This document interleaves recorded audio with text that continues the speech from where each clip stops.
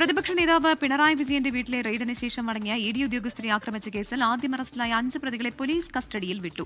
നാളെ വൈകിട്ട് 4 മണിവരെയാണ് കസ്റ്റഡിയിൽ വിട്ടത്. ആക്രമണത്തിലെ ഗൂഢാലോചന സംബന്ധിച്ച് SIT പ്രതികളെ ചോദ്യം ചെയ്യും. ഷഫീദ് റാവുത്തർ തിരുവനന്തപുരത്ത് നിന്ന് ചേരുന്നു. ഷഫീദ്, അങ്ങനെ പോലീസ് കസ്റ്റഡിയിൽ ഇപ്പോൾ ഈ 5 പ്രതികളെയും വിട്ടിട്ടുണ്ട്. ഇനിയുള്ള നടപടി എങ്ങനെയായിരിക്കും? പ്രധാന ഇക്കാര്യത്തിൽ ഏറ്റവും പ്രധാനപ്പെട്ട നടപടി അത് SITയുടെ ചോദ്യം ചെയ്യൽ തന്നെയാണ്. 30 അംഗ സംഘത്തെ നേരത്തെ ഈ കേസിന്റെ ഗ്രാവിറ്റി അടക്കമുള്ള കാര്യങ്ങൾ പരിഗണിച്ചുകൊണ്ട് കന്റോൺമെന്റ് ACPയുടെ നേതൃത്വത്തിൽ 30 അംഗ സംഘത്തെ പ്രത്യേക അന്വേഷണ സംഘത്തിന് നിയോഗിച്ചിരുന്നു.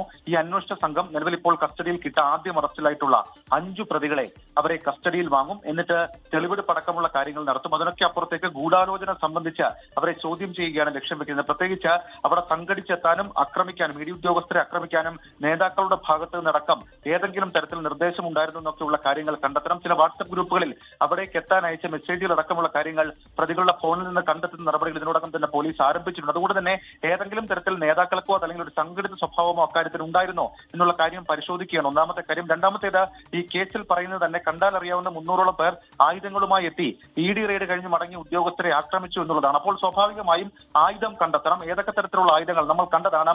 ED ഉദ്യോഗസ്ഥർ സഞ്ചരിച്ച വാഹനത്തിന്റെ മുൻവശത്തെയും പിൻവശത്തെയും ചില്ലുകളടക്കം കരിങ്കല്ല് കൊണ്ടടക്കം അടിച്ചു പൊട്ടിക്കുന്നു. ചിലർ കമ്പ് വലിച്ചെറിയുന്നു. അപ്പോൾ ആയുധങ്ങൾ സംബന്ധിച്ചുള്ള വിവരശേഖരണവും പോലീസിനെ സംബന്ധിച്ച് നടത്തണം. ഏതായാലും നിലവിൽ ഇപ്പോൾ ഈ കേസിൽ അറസ്റ്റിലായിട്ടുള്ള 26 പ്രതികളെയും കസ്റ്റഡിയിലെടുത്ത് ചോദ്യം പല ഘട്ടങ്ങളിലായി 26 പ്രതികളെയും കസ്റ്റഡിയിലെടുത്ത് ചോദ്യം ചെയ്യാൻ നിലവിൽ ഇപ്പോൾ പോലീസ് തീരുമാനിച്ചിട്ടുണ്ട്. മാത്രമല്ല ഇവരെ കസ്റ്റഡിയിൽ വിട്ടപ്പോഴും ഈ കേസിന്റെ ഗൗരവത്തെക്കുറിച്ച് തിരുവനന്തപുരം JFMC കോടതി വ്യക്തമാക്കുകയും ചെയ്തിരുന്നു. പറഞ്ഞ വളരെ പ്രധാനപ്പെട്ട കാര്യം, ഈ കേസിന്റെ ഗൗരവം, കേന്ദ്ര ഏജൻസിയിലെ ഉദ്യോഗസ്ഥരെ ആക്രമിച്ച സംഭവം, വധശ്രമം നടക്കമുള്ള വകുപ്പ് തുടങ്ങിയത്, ഔദ്യോഗിക കൃത്യനിർവഹണം തടസ്സപ്പെടുത്തൽ തുടങ്ങിയ വകുപ്പിന്റെ പ്രാധാന്യം കണ്ടുകൊണ്ട് പ്രതികളെ കസ്റ്റഡിയിൽ അയക്കുന്നു എന്നുള്ളതാണ് കോടതി നിരീക്ഷണം. പ്രവിധ